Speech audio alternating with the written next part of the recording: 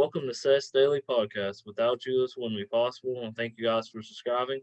We're blessed enough to have an interview with Eastern Kentucky legend, Eric Pistol Combs. How are you doing today, man? I'm doing good, man. Appreciate you taking time out and talking to me today, brother. Tell the people about yourself and your music.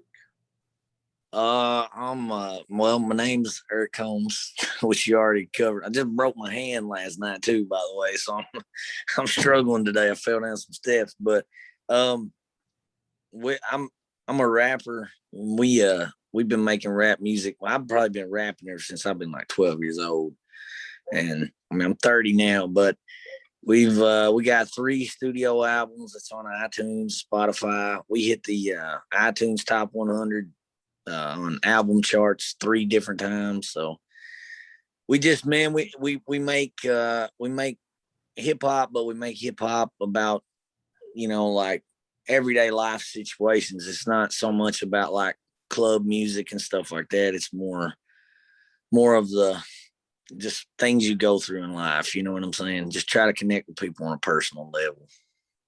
You got music coming out here soon, right? Yeah. In July, we got an album. It's called Smoke. And we just wrapped up the recording process, but the video process is what's coming now. And that's what really takes so long. That's like pulling teeth. But once we get that wrapped up and the promo work, then we'll promote it and we'll put it out there. We just use digital platforms now. It's just kind of pointless to do anything else. You know what I'm saying? So, but super excited about it, man. The thing I like about this one, probably more so than the other ones, was I had a year and a half to write it, so I wasn't rushed. I didn't feel rushed. COVID put the brakes on there. It stopped everybody dead in their tracks, so there was no need to feel like I needed to put something out. You know what I'm saying? So I just got to really take my time.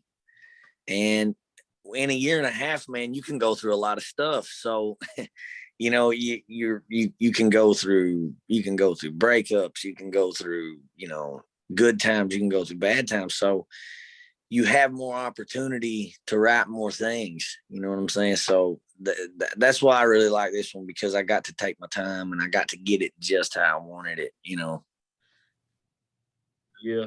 Wasn't We Will Conquer was one of your first videos on YouTube? Man, Yeah. that song is crazy. I love that song, man. Well, thanks, man. I appreciate that. That was I'm a big lyrical fan, man, and you yeah. are definitely a lyricist. Oh yeah, for sure. I kind of pride myself on that. You know what I mean? Like, well, like, how old are you, if you don't mind me asking? 22. You're 22. Okay, like I'm 30. So like when I grew up and I listened to hip hop back then, the stuff I listened to and during that era, you had to be lyrically just killing it. Yeah. It's changed a lot now, but back then, so when I was learning how to do it, because I've been doing this since I've been like 12. When I was learning how to do it, those was the guys I listened to, and that's who I kind of molded after. So I always, pride myself on my writing. I feel like that's the most important thing, the punchlines and how you deliver it and stuff like that. So yeah, definitely lyricism is definitely what I strive for. I can't, man. If I got in there and tried to make like a club record, it would just sound so fake. Like no one would really believe me. You know what I'm saying?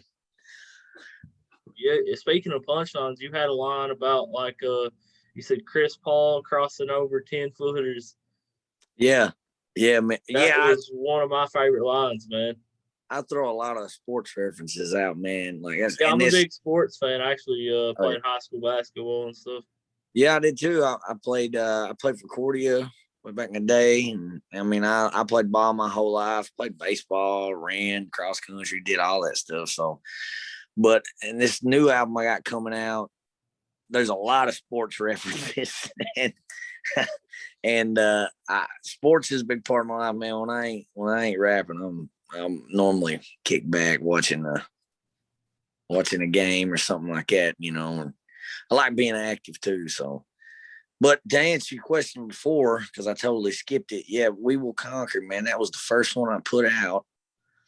I got really super lucky with a lot of local people. On a local level, you got two different ways it can go here, especially when you're putting out rap music in Eastern Kentucky. Okay, people are either for it or they don't want no part of it. You know what I mean? Like they don't even give it a chance. And I got lucky enough that, and I think a lot of it had to do with the fact that I actually took the time out and went to the studio and had it mastered and everything like that and did it the right way. And I think they were a little impressed with it. And the radio guys reached out and helped me, and they put my song on the radio. And I was working with a guy back then. He's been a lifelong friend and just a good dude. His name is Nathan Little. And actually, like if you'd come to a show in like the last 3 years, when I do a live performance, we hook up an electric guitar and he goes with the beats. That way it goes even harder. So but he calls some ball games and stuff, and he said, "Hey, you know, my friend really worked hard at this. Can you give him a favor?" And I was like, "Sure." And they played it, and the magic of social media, bro. That's just all you can say, you know, like I made a little video of me actually listening to my song on the radio, and then that kind of everybody was like, "Wait, what happened?" And then they go back and listen, and then the next thing you know, I got an album coming out that had that on it, and then it charted, and then so I got really lucky with you know, the people here in Hazard. You know, they saw what I was doing. You know, not everybody's going to be for you. You can't really care. I mean, that's just the way it is. You know, I mean, it's around here, man. It's hard when you're trying to do something different, because you either got people, like I said, that's like 100% on board with it, and they know they can see what you're doing, and you know, and they give it a chance. And most of the time, man, I mean, not to sound cocky or anything, but if somebody gives my music a chance, odds are they will find something they like in, you know, my body of work, you know. But a lot of people won't even give it a chance, you know, just because of where we're from, and you know, this is just not it's not rap central, you know what I mean? Like, you know, these people like country music, and I like country music too, you know. I like everything. But I do, you know, it's just sometimes the just absurd hate for it is crazy. You know what I mean? Like, you know, it's like, just chill, bro. You don't have to listen to it. You know what I mean? Like, you know, you don't have to listen to it if you don't want to. But I got lucky, man, and that's kind of the story of my whole music career. Is I've got extremely lucky. I've met the right people, and I've not. I hear a lot of horror stories, man, about a lot of these guys, you know, and they get so jaded from the industry, and this person screwed them over, and that, you know, and this and that. I've not experienced that. Everybody I've ever been with has always been more than helpful, and really coached me along the way, because, man, when I got into this, I didn't know what I was doing. You know, I knew how to rap, and I knew how to get in the studio and lay some bars down. But beyond that, I didn't know. I didn't know how to push an album. I didn't know who to call for a music video.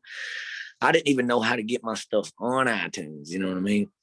Dude, at the time when I charted, I was waiting tables at Ponderosa Steakhouse, and they come and tell me, they're like, your album's charted. And I was like, what is it? What do you mean? You know, and they was like, it's on iTunes, the album charts, you're like it was like 70 at that point or something. And I was like, I didn't even know that was a good thing. You know what I mean? Like, I was like, is that good? I didn't even know, you know what I'm saying? Like, so I've been real fortunate, man, to have people. And a lot of my friends, man, just my friends, you know, I got three guys, Dan Cody, Nick Little, Eric Ritchie. I'll give them a shout out. You know, they would go and sell t-shirts at my shows for me. You know what I'm saying? Like, and then Joey McKinney, the guy who owns Appalachian Apparel here, he saw what I was doing. I didn't have no money and I needed some merch. I had some big shows coming up, but I was like, I just ain't going to have none. I can't afford it. He just gave them to me. He just printed me off a bunch of stuff and gave it to me. So, you know, it's, you know, I've put in a lot of hard work, but I've also been very lucky.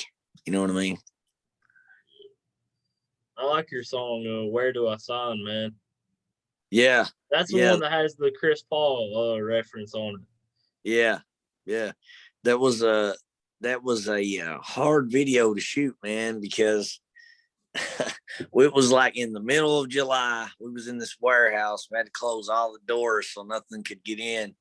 And it's insulated. And man, I was under those lights. It was just like, I bet we was in there 5 hours. I mean, I don't know how. If you look at the video, I'm like real red faced, you know. But that was off of my last album. Drifter was the name of that album. And that was a good,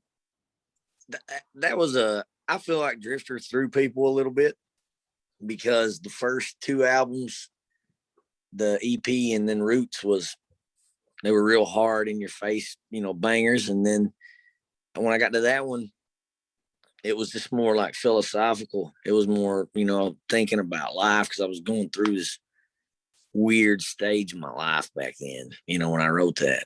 But now I'm back to, you know, just kind of. Did you write that during COVID or? No, that came out in September 2019. So that was the last one I wrote before COVID happened the next year. And it was, I mean, it did real good, you know, but I think people really like the hard stuff, you know, they like those heavy beats. Yeah. So, but now I'm back to that now. I mean, you write in phases. You just write with what you're going through. You know what I'm saying? Yeah, like you like when you're going through like love and stuff. Like when you're going through like a breakup, and then you first fall in love, and then I'd say it changes daily, probably. Yeah, it changes. There's so many songs that you'll write, and then you'll get in something and you'll scrap that one because you're like, well, I'm not feeling that anymore, you know. So that's why I try to make, if I make an album, I try to make it kind of themed, you know, like it has a general idea, you know, that way I'm not all over the place.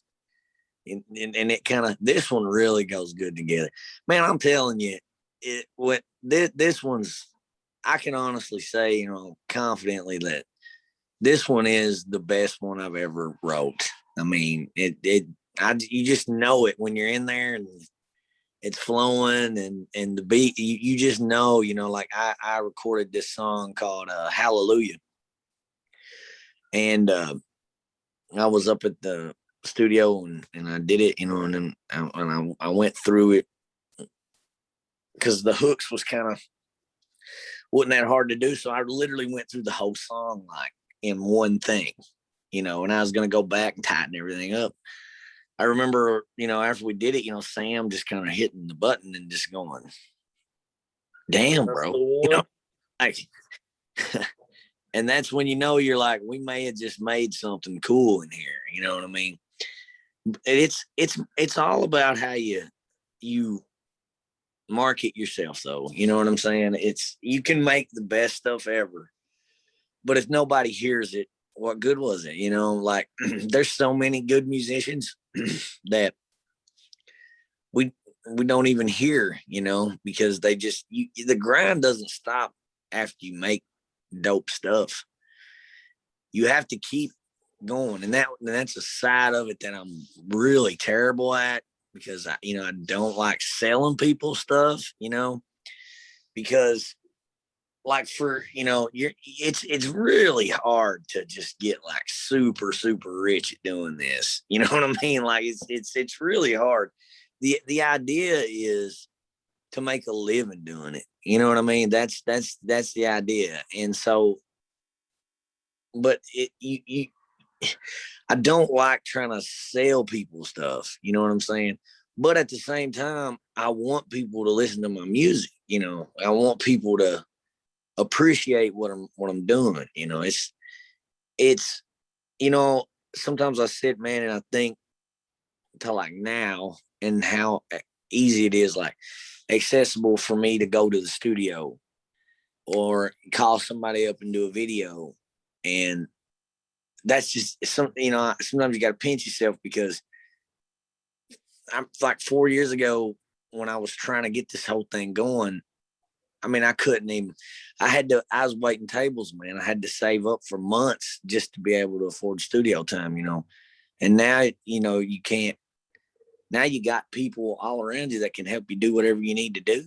You know, it's, you got to pay your dues in this, man. And a lot of guys, a lot of guys don't understand that, you know. You got to cut your teeth on it, you know, and you got to really get in there. And it's hard for people that want to rap or something to do it out in public, because you're really putting yourself on display. I mean, like, it's just like you right now as an interviewer. You know, you're putting yourself out there for people to judge you. That's what you're really doing. You know what I'm saying? And that's scary, you know. But I was in a situation where, man, I was just miserable. I wanted to be happy, and the only thing that made me happy was making music. And that's when I decided, you know, I'm going to go for this and I'm going to do it. And that's when I dropped my first album. And you just kind of get used to the haters after a while. You know what I mean? Like, it just doesn't bother you. You know what I mean? You know if you're good or not. You know what I'm saying? Like, and it just, I don't know, man. Everybody's always going to hate you when you're doing something different, because it makes them feel bad. You know what I'm saying? Like, and that's what I learned. Like, I've seen so many people just like, there's been some jealousy, there's been some resentment, because it's mostly jealousy, yeah, man. Because people aren't doing anything in their life, and then you're making the iTunes Top 100. Yeah, well, what it is, you know, there's so many people. Like, when I was younger, and I was like, yeah, you know, I'm gonna rap one day, you know, I'm gonna do an album and stuff. They'd be like, that's stupid. Like, in their mind, that's not possible. You know what I'm saying? And then when you go out and you show them like this was very possible, it makes them realize, like, man, you know, I should have chased whatever dream I had and not talked myself out of it. You know, it makes them feel bad. You know what I mean? But I remember seeing you make the iTunes Top 100, and I smiled, man, because I've never have seen anybody from Eastern Kentucky, a rapper from Eastern Kentucky, make the iTunes Top 100. Man, it made me happy, man. It made me smile, because yeah, and I always it's great for this area to have the eyes on the rap music, man. You're definitely the best rapper in Eastern Kentucky. Well, thanks, man. I appreciate that, dude. There's a lot of there's, you know, I really feel like my job, you know, like, because I'm getting older. You know what I'm saying? Like, I'm 30, I'm getting older. There's some things in life I want, you know, besides rap music. You know, I want to settle down, have a home, and things like that. You know, once I get all this out of my system. But the thing is I feel like part of my job is to kind of kick the door down for the next guys that come in and want to do something different, you know, because I'm so super proud of where I'm from. I love where I'm from. I've left here and came back so many times, and I've been blessed to have a lot of good friends and a lot of good relationships here, man. But the area as a whole has this closed-mindedness, and the only way to get through that is to take a lot of people doing a lot of things different, you know, doing things outside the box. So, you know, maybe I couldn't get everybody on board, but because of what I'd done, you know, a Zeb or one of those guys, you know, those younger guys coming up, they will reap the benefits, you know, and I'm okay with that. You know, I don't have to have the spotlight on me. You know, I just enjoy music. I enjoy entertainment. And I want to see it grow around here, man. I just want to see people be more creative and be more open to things, you know, like, and just, you know, feel like they can. I want people to be able to do what they want to do and not feel uncomfortable. You know what I'm saying? Yeah. It's like putting out the podcast, man. There ain't too many podcasts from around this area. No. I mean, you taking it, you know, and dude, you know it just as well as me. You bet on yourself, and that's all you can do. And you put your head down and you go, I'm going after it. That's it, you know. And what happens, you know. But you just got, like I just said, man, you just got to bet on yourself, man. You got to believe in yourself and just go with it. I mean, there's a lot of things that I feel like sometimes if I was in a different area or I was doing something different and I lived in a different place and I was doing what I'm doing, it may go better for me. But, you know, I don't want to leave. You know what I'm saying? Like, I love my little nephews here, my family's here, you know. I like this place. I don't think the solution is always packing up and going somewhere else. I think this, you know, sometimes the solution is, hey, you know, influence the culture you're in. You know what I'm saying? Like, it's never going to change if people don't. You know what I'm saying? But my kind of goal moving forward, man, is let me clear my screen. Okay, sorry about that. But the moving forward, man, I'm dropping this album. After that, it's probably going to be singles for a while because albums just take so much out of me. They really wear me down. The video work and the leg work and everything you got to put into it, and all the planning and preparation. Thank God for Sam Rogers, man, because he keeps me from having a nervous breakdown every time I got to go through that process, you know. And he's the guy behind the camera, and he's the guy behind the keys, you know, when I'm recording. But the goal is he's got a real good eye for finding people, and he's signing these guys, you know, and the goal is to have like Fat Cave Studios, you know, be moving forward, especially when this pandemic's over, you know, getting these guys some shows and trying to get them maybe one day trying to get them a tour and doing things like that. So I like the it's kind of like the thing when you're a ball player, you like playing, and then when you get done, you go and you want to be like a sports analyst. You know what I'm saying? Like, so, you know, because I'm gonna have 4 albums out, man. I've got a lot of content out, and I want to work on. We want to work on trying to get that off the ground and getting them guys. You know, I want to be there for guys that are just getting in, that are talented, but they're just getting into the business side of things and the studio side of things, because I would have gave anything if somebody could have just pointed me in the right direction. You know, I had to mess up a lot to figure it out. So, you know, we do a pretty good job of just trying to guide them guys and show them the way, man, you know. But I'm gonna get a drink of energy drink here, man. I'm trying to get going today.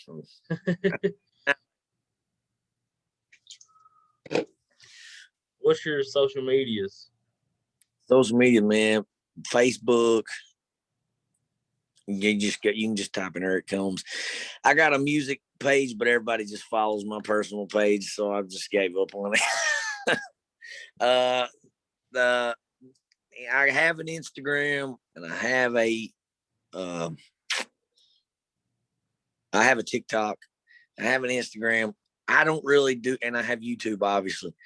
I don't really deal with none of that stuff because I'm terrible at it. So most of the time if I'm promoting something or something like that, Sam actually gets on there and does all that.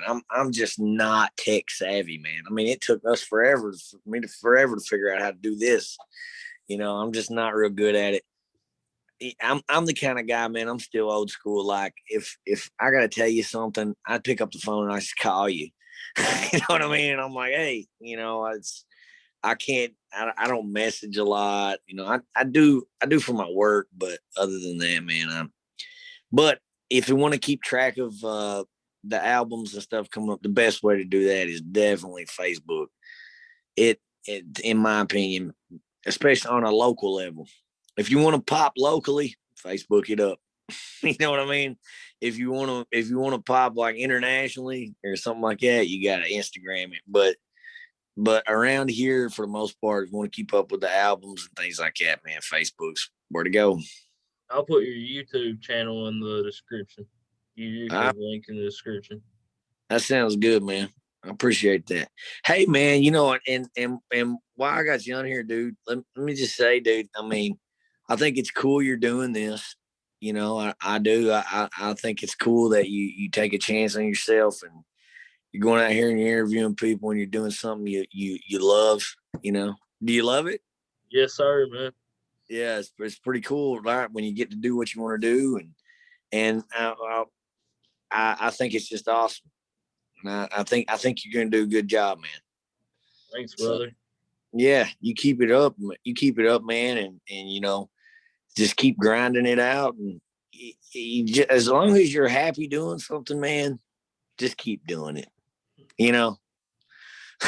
That's my advice. That's my thing. Like, I just keep rapping because I'm happy when I'm doing it, man. It wouldn't matter if anybody bought it. Wouldn't matter if anybody cared. I'd still, if no one liked my music, I would still get in there and rap because I like it. So, but is there anything else you need to know, man? We can go over your song Rewind, and then that can be the last question. If you want to. If you got more questions, man, rattle them off here. I don't want to rush you. We can talk about your song Rewind. Okay. Yeah. Rewind was a good one. That was, I did a show at the Black Gold. And we got to go on like right before Colt Ford, or maybe there was an act in between there. I can't remember. But we did the show. The EP had dropped that year in April, so this was September. Roots literally come out the next Sunday after the show. So we were trying to push it. We had some issues actually with submitting. When you put your albums on iTunes and stuff, you have to submit them, and they have to be crazy hard, man. I found that out with the podcast. Like, they review it for like weeks and months and stuff. It took forever to get my podcast on Amazon Music. Yeah. What happened was we set a date and we set it on there. I mean, and we did it way out. We gave it like months, And for some reason, I don't know why, it didn't hit that date that it was supposed to. It was still under review. And I was like, what is going on? Because all my stuff's original. And it come out 2 days later than it was supposed to. And there was no warning. There was nothing, So we was running around trying to get everything together. But I did the show, and the show went really, really good. Like, every show don't go good. You know what I mean? Like, I wish I could say they all did, but some go better than others. But this one was legit. There was probably about 350 people there. They were all they were there they were supportive. It was the first time I was up there rapping and I could see people, they knew my songs. You know what I mean? They knew they were singing it back. It was wild. And it seemed like as the night went on, man, my energy just kept getting up and up and up, Well, right before that, Cody Morgan and Wesley Saylor was on stage. Now, I had never met them before in my life. I couldn't. We're the best of friends now. But at that time, I couldn't tell you who. I couldn't. I mean, I been like, who are these guys? You know, but they were really, really good. I remember that. I remember sitting there and going, who are these guys? They're really good, you know? And I went on after them. So it was ripping down and I was going up. Because that's what works these festivals. They got to rip their stuff down, you go up. Well, while Nate's setting up and they're getting the mics tuned in and stuff, Wes is ripping down, and I just, you know, I walked up to him and I just said, hey, man, you know, you guys did a really good job. It was really impressive, you know. And he was like, you know, thanks. And he shook my hand, and we had like a 5-minute to 10-minute conversation while we were standing there on stage. But you just felt like, you know, I think I'm going to like this guy, you know. So I get up there and I'm running through everything. And it took the tech guys too long to do a sound check. When you're in those festivals, you only are slotted so much time. So they took the time off of my set because of those guys couldn't sound check it right. So they cut me short about 15 minutes. But I was just killing it that night. Well, when I got off the stage, I was kind of mad, you know, because they had cut me off. And he comes running, Wes does. He comes running up and he's like, man, you did great. And he's like, why did they make you get off of there, you know? And I was like, dude, I guess it's a time thing, you know, I don't know. But as the night goes on, we walk through downtown Hazard, and he just started walking with me. You know what I mean? Like just met this guy. He just started walking with me, and we just talked, and we talked about, you know, the business and everything like that. And I immediately came home and, you know, added him on Facebook and just started getting on YouTube, just digging into his whole discography, you know, and because I was like, this was such a good dude. I was impressed with him. So then I find out, no, then not too long after that, I was working. I get a text message, and it's from Cody Morgan, and he said, hey, man, you know, I submitted you to the Lexington Music Awards or something. He's like, you know, I'm from Hazard, and you know, I like what you're doing. And so those guys right from the jump were like super cool and supportive. And so then I'm like, okay, I was writing, I needed a single, you know, I needed something like that. And Wes just came to mind, man, when I was writing that song. And so I hit him up and I was like, hey, you know, you want to do a song? And he was like, sure. Like he did, you know, I expected him to be like, well, send me what you got. So he's like, yeah, we'll do it. You know, come on down. You know, so I went down. At the time I was recording at a Nights with Sonic, and that's back when it was on Loudon Street. And it was cool studio, man. Had Jimi Hendrix spray painted on the side of it. It was just cool studio. Everything in it was so like nice. And he came in, and I spit the verses, and he came in and did the hook. And dude, when he did, I remember we switched. He got in the booth and I went to the control room.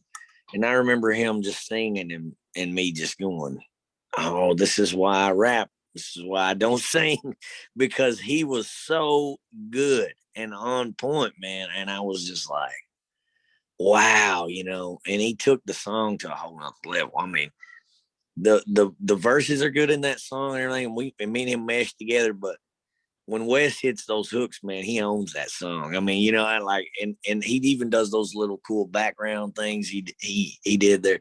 But those guys are so cool to work with.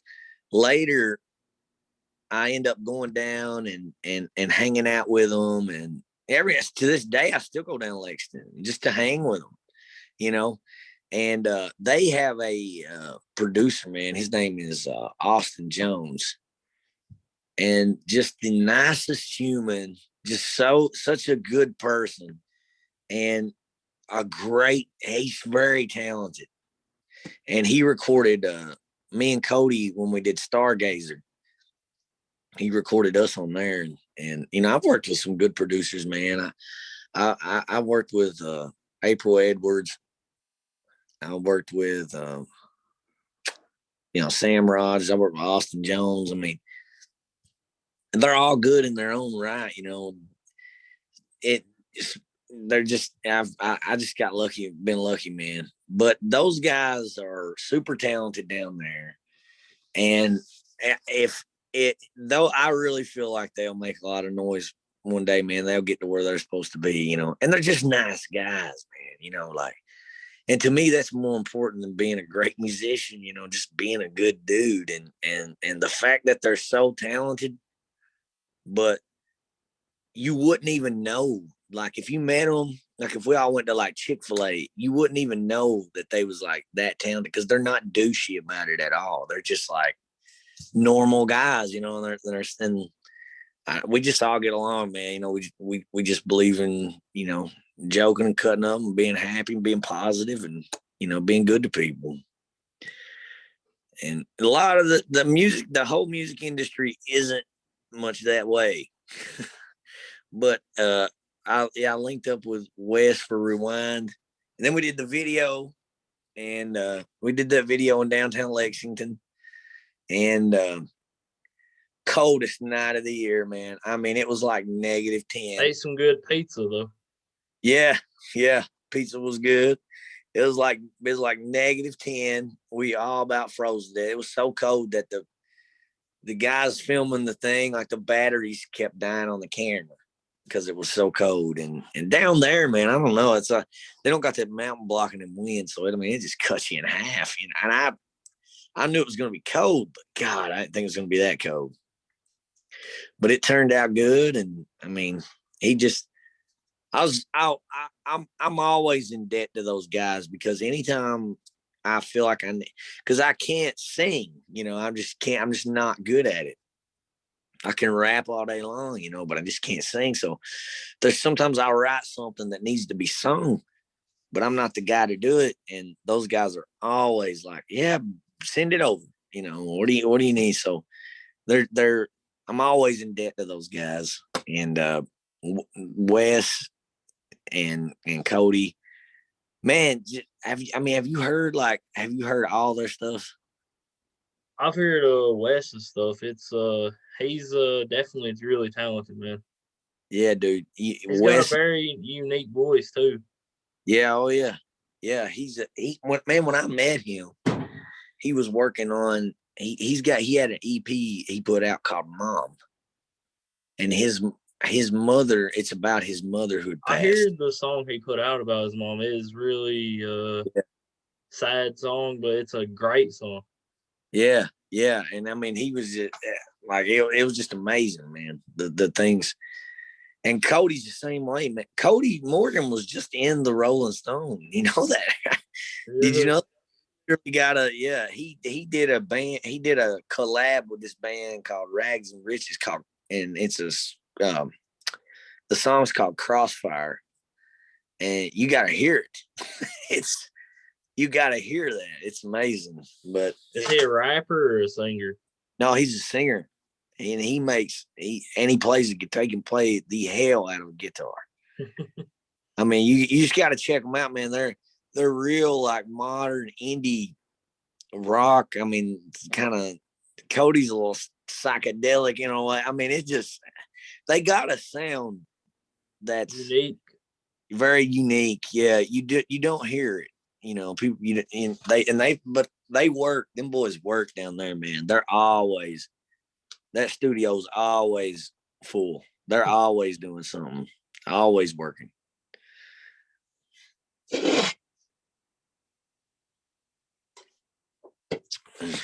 But how long you been doing this, man? Since October. Oh, that's really so. Wow. How many people have you interviewed so far, you think? Probably about 15 to 20. There you go, man. Keep it, man. I'm a big podcast guy, dude. If I take a long trip or something, I always throw a podcast on. Yeah, I have a lot of interviews with local politicians around this area, like Knott County and stuff. Yeah. And I interviewed Joe Teta. Yeah. Man, just keep throwing it out there, Just I appreciate you giving me this opportunity, man. Ah, man, it ain't no problem at all. It ain't no problem at all, man. I mean, it ain't like I ain't done an interview in so long because of COVID. You know what I mean? Like COVID killed all the steam. But I think this year it's gonna definitely pick up, man. Whenever your album comes out, we can do a album release thing, man, like a album release interview or something. Yeah. That'd be great, man. That'd be great. But man, I'll tell you, I gotta hop off here. I hear them hollering at me, but I tell you, man, I really do appreciate this, and I support you. Okay, thanks, brother. And you keep doing this, man, and you keep talking to people, and you get this thing off the ground, buddy, and don't let nobody stop you. Okay. Thanks for doing the interview, man. You have a good day. Anytime, dude. Hey, message me, dude. Check those guys out. Check those guys out, Cody Morgan and stuff, man. Check them out, and maybe hit them up. And they got a lot. I know they got a lot of listeners and stuff on Spotify, and so they got fans, man. You know, they got a following. But hey, man, you have a great day, dude. Be blessed, brother, and I appreciate this. Have a good day. God bless, man. See you. See you, man. This has been the interview with Eastern Kentucky legend, Pistol Eric Combs. I want to thank him for doing the interview. Without you guys, this wouldn't be possible. Y'all have a good day, and listen to Eric Pistol Combs on YouTube, Spotify, and all streaming platforms. He is definitely the best rapper from Eastern Kentucky, and he's a great rapper. So you guys definitely check out his music. I want to thank him for doing the interview. I want to thank you guys for subscribing. Without you, this wouldn't be possible. Y'all have a good day, and God bless.